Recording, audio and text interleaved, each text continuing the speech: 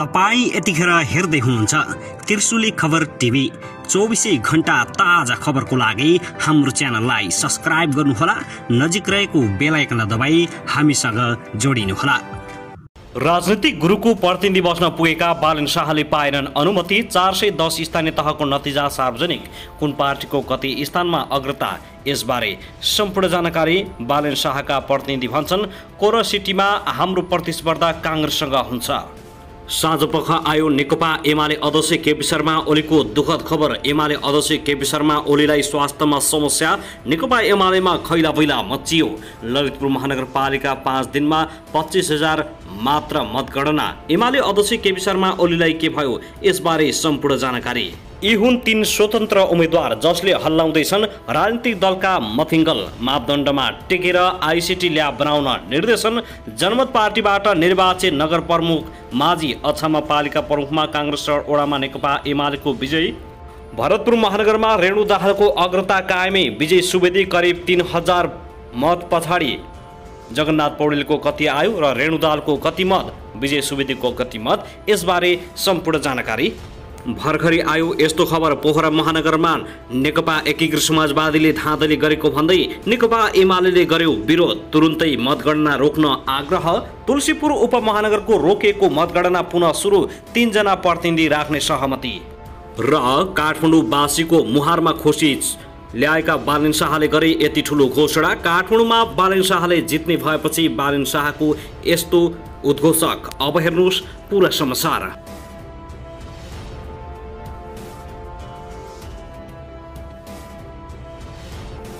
दर्शक महानुभाव नमस्कार, तपाईलाई हार्दिक स्वागत छ हाम्रो च्यानल त्रिशुली खबर टिभीमा। यदि हाम्रो च्यानललाई अहिलेसम्म सब्स्क्राइब गर्नुभएको छैन भने सब्स्क्राइब गरी नजिक रहेको बेल आइकन दबाई हामीसँग जोडिनुहोला। दर्शकबिन फेरि पनि हामी तपाईहरुमाझ निकै महत्त्वपूर्ण खबरका साथ उपस्थित भइसकेका छौं। यो भिडियोलाई अन्तिमसम्म हेरी हामीले साथ दिनुहोला। दर्शकबिन हाम्रो मेहनतको लागि एउटा सानो लाइक गर्न भनी नभुल्नुहोला। कहाँ हेर्दै हुनुहुन्छ, के भन्न चाहनुहुन्छ, तपाईको मनमा लागेका प्रतिक्रिया अवश्य पनि कमेन्ट गर्न नभुल्नुहोला। दर्शकबिन स्थानीय तहको निर्वाचनको परिणाम हामी हरपल तपाईहरुमाझ अपडेट गराइरहेका छौं। फेरि पनि विभिन्न ठाउँहरूका निर्वाचन अपडेटबारे अपडेट गराउन आइपुगेका छौं। भरतपुर भर्खरै मात्रै प्राप्त समाचार अनुसार भरतपुरमा रेणु दाहालले करिब 3,000 को हाराहारीले विजय सुवेदीलाई उछिनेकी छिन्। हिजो मात्रै विजय सुवेदी र रेणु दाहाल बीच निकै प्रतिस्पर्धा चलेको थियो भने आज विजय सुवेदी निकै पछाडि परेका छन्। जगन्नाथ पौडेलको कति मत आयो, यसबारे पनि सम्पूर्ण जानकारी दिनेछौँ। उता भने तुलसीपुर उपमहानगरपालिकामा रोकिएको मतगणना पुनः सुचारू भएको छ। 3 जना जनप्रतिनिधि राख्ने सहमति भएको छ भने काठमाडौँमा पनि बालेन शाहले खैला भैलानी मचाएका छन्। राजनीतिक दलहरूको मुटुनी हल्लिएको छ। यो विषयमा पनि जानकारी दिनेछौँ, हामीसँगै रहनुहोला। दर्शक महानुभाव आउनुहोस् अब पहिलो खबरतर्फ लागौँ। दाङको तुलसीपुर उपमहानगरपालिकाको रोकिएको मतगणना पुनः सुचारू भएको छ। गठबन्धनबाट 3 र नेकपा एमालेबाट 3 जना जनप्रतिनिधि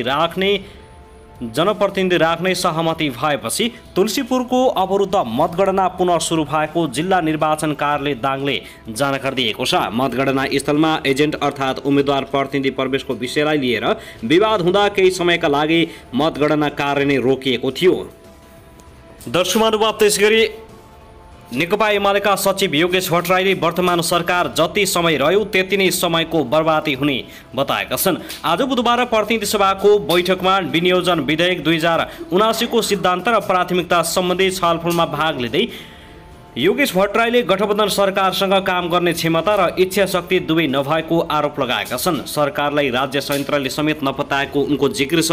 अर्थमन्त्री जनार्दन शर्माले प्रत्येक महिना 10% का दरले पुँजीगत खर्च गर्ने भनेर निर्देशन गरे पनि 10 महिनामा 30% भन्दा बढी खर्च गर्न नसकेको उनले बताएका छन्। अर्थमन्त्री शर्मालाई अबको 3 महिनामा पुँजीगत खर्चको लक्ष्य कसरी निर्धारण गर्न सक्नुहुन्छ भनेर प्रश्न समेत गरेका छन्।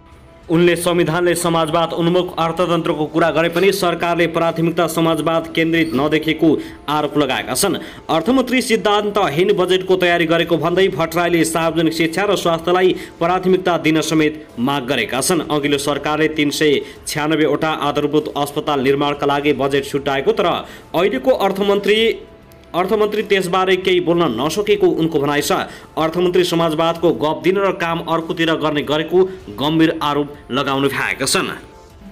दर्शकमानुभाव त्यसगरी भरतपुर महानगरपालिकाको प्रमुख पदमा जारी मतगणनामा 5 दलीय सत्तारूढ गठबन्धनकी उम्मेद्वार रेणु दाहालले मतान्तरलाई फराकिलो बनाउँदै अगाडि बढेकी छिन्।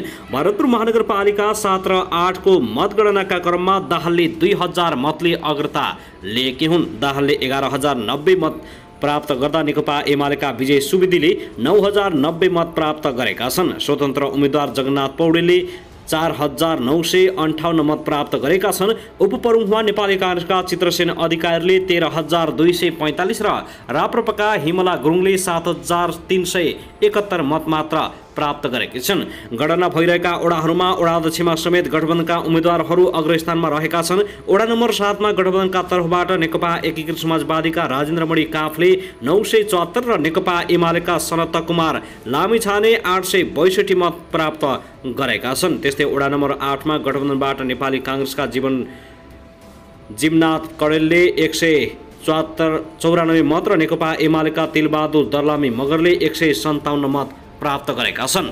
यसअघि महानगरको ओडा नम्बर 1 2 3 4 5 6 र 1 2 3 4 5 र 6 को ओडा अध्यक्षमा गठबन्धनबाट काङ्ग्रेसका उम्मेद्वार निर्वाचित भएका छन् भने ओडा नम्बर 3 मा नेकपा एमालेका उम्मेद्वार निर्वाचित भएका छन्। भरतपुर महानगरपालिकामा 1,27,839 मत खसेको छ।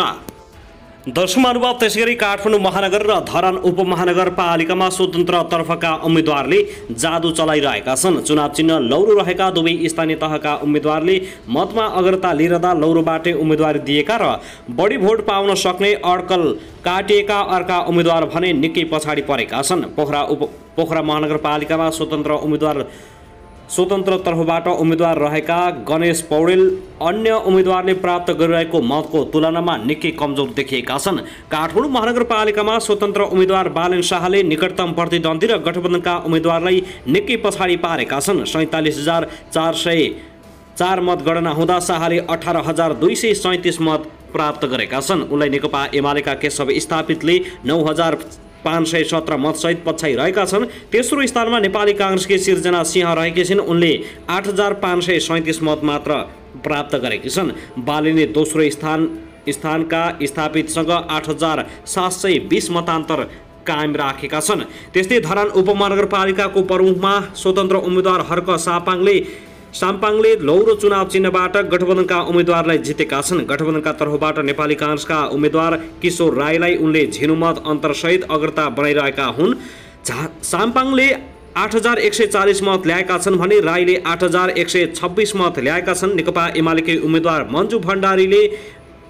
मन्जु भण्डारी सुवेदीले 6,713 मतसहित पछि परेकी छिन्। तर पोखरा महानगरमा भने गणेशको मत कमजोर देखिएको छ। अहिलेसम्म 41,423 मत गणना हुँदा लौरो चुनाव चिन्ह रहेका गणेशले 1,000 मत कटाउन सकेका छैनन्। उनले 929 मत मात्र प्राप्त गरेका छन्। उनी राप्रपा उम्मेद्वार शङ्कर खराल भन्दा पछि रहेका छन्। खरालले 1,698 मत प्राप्त गरेका छन्। पोखरामा गठबन्धनका उम्मेद्वार एकीकृत समाजवादीका धनराज आचार्यले 17,242 मत पाएका छन् भने नेकपा एमालेका उम्मेद्वार कृष्ण थापाले 15,210 मत प्राप्त गर्न सफल भएका छन्। दर्शकमानुभाव त्यसगरी आउनुहोस् अब अर्को खबरतर्फ लागौँ। नेकपा एमालेका अध्यक्ष केपी शर्मा ओलीको स्वास्थ्यमा समस्या देखिएको छ। ओलीको सचिवालयका अनुसार उनको दाँतमा समस्या देखिएको हो। स्वास्थ्य समस्या भएकै कारण ओली मङ्गलबार मदन भण्डारी र जीवनराम आश्रितको स्मृति दिवसमा आयोजित कार्यक्रममा सहभागी भएका थिएनन्। दिउँसो उनी संसद बैठकमा पनि अनुपस्थित भएका थिए। चुनावी व्यस्तताका कारण उपचारका लागि नगएका ओलीलाई समस्या बढ्दै गएपछि मङ्गलबार अस्पताल गएको ओलीको सचिवालयले जानकारी दिएको छ। सचिवालयका एक सदस्यले भने मङ्गलबार अस्पताल जानुभएको थियो। अस्पतालबाट फर्किएर अहिले आराम गर्दै हुनुहुन्छ।